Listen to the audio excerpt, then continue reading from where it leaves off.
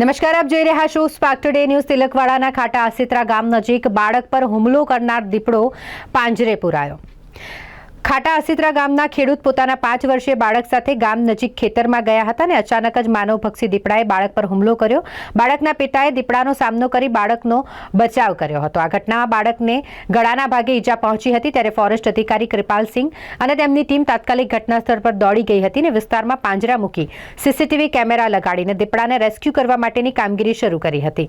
ભારે મહેનત બાદ વહેલી સવારે માનવભક્ષી દીપડાને પાંજરે પૂરવામાં આવ્યો છે। ફોરેસ્ટ વિભાગને મોટી સફળતા મળી છે। દીપડો પાંજરે પુરાતા વિસ્તારના લોકોએ પણ રાહતનો શ્વાસ લીધો છે।